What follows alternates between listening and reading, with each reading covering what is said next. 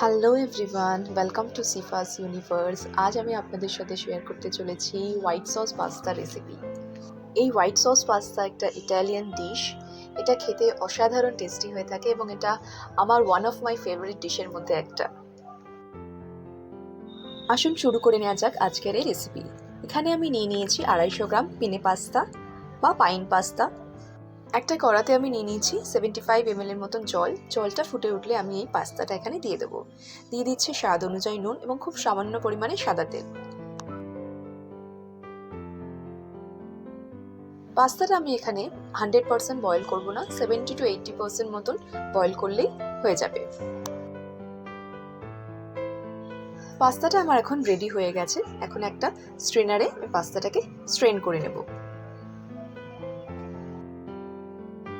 Next একটা কড়াতে আমি নিয়ে নিচ্ছি 1 টেবিল স্পুনের মতন সাদা তেল আর 1 টেবিল স্পুন বাটার।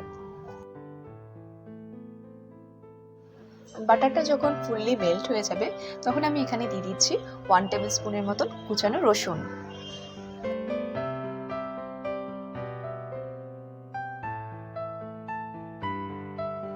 রসুনটাকে কয়েক সেকেন্ডের মতন কড়াতে নেড়ে নিয়ে আমি এখানে দিয়ে দিচ্ছি একটা মিডিয়াম সাইজের পেঁয়াজ কুচি। পেঁয়াজটা কড়াতে 1 সেকেন্ডের মতো নেড়ে নিয়ে আমি এখানে বাকি কেটে রাখা সবজিগুলো দিয়ে দেবো, যেমন একটা ক্যাপসিকাম, একটা গাজর আর কিছু কর্নস। আপনারা এখানে ব্রোকলি আর মাশরুমের ব্যবহারও করতে পারেন।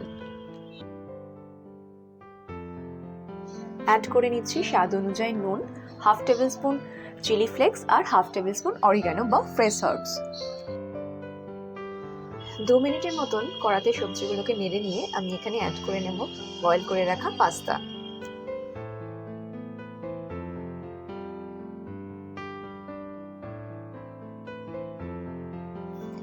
পাস্তাটা দেওয়ার পর আরও 2-3 মিনিটের মতন একসাথে এগুলোকে নেড়ে নিয়ে আমি এটাকে একটা আলাদা পাত্রে ট্রান্সফার করে নিচ্ছি। এখন আমরা চলে এসেছি পাস্তা তৈরির নেক্সট স্টেপে। এখানে আমি পাস্তার হোয়াইট সসটা তৈরি করে নেব। কড়াতে নিয়ে নিয়েছি 1 টেবিল স্পুন বাটার। বাটারটা একটু মেল্ট হয়ে গেলে আমি এখানে 1 টেবিল স্পুন ময়দা অ্যাড করে নিচ্ছি। এখানে একটা জিনিস অবশ্যই মনে রাখতে হবে, আমরা যদি পাস্তার ফ্লেভারটা একেবারে রেস্টুরেন্টের মতন চাই তাহলে সমপরিমাণ ময়দা এবং বাটারের ব্যবহার করতে হবে। বাটার আর ময়দাটাকে এভাবে আমরা লো ফ্লেমে 5 থেকে 7 মিনিটের মতন রান্না করে নেব।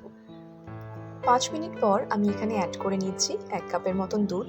দুধটা আমি একসাথে দেব না, আস্তে আস্তে দেব। আমি এখানে টোটাল 500 গ্রামের মতন দুধ ব্যবহার করেছি। এখানে আমি দুধটা আগে থেকে ফুটিয়ে নিয়ে ঠান্ডা করে তারপর ব্যবহার করেছি।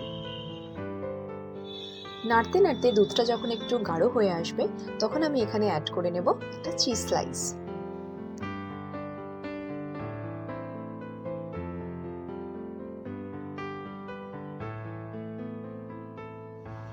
চিজটা যখন ফুললি মেল্ট হয়ে যাবে তখন আমি এখানে অ্যাড করে নিচ্ছি 1/2 table spoon oregano, 1/2 table spoon chilli flakes আর 1/2 টেবিল স্পুন গোলমরিচ গুঁড়ো।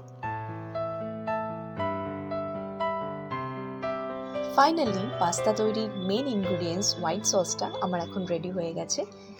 এরপর এখানে আমি ভেজে রাখা সবজি এবং পাস্তাটা অ্যাড করে নেব। হোয়াইট সস পাস্তা আমার ফুললি রেডি হয়ে গেছে। এখন গ্যাসের ফ্লেমটা অফ করে দিয়ে আমি এটা গরম গরম সার্ভ করে নেব।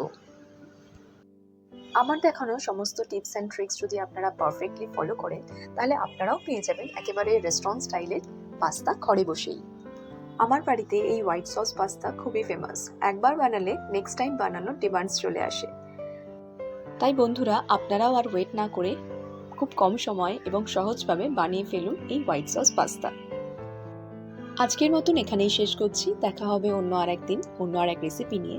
ভিডিওটা যদি তোমাদের ভালো লেগে থাকে তাহলে প্লিজ একটা লাইক, শেয়ার অ্যান্ড সাবস্ক্রাইব করে দিও।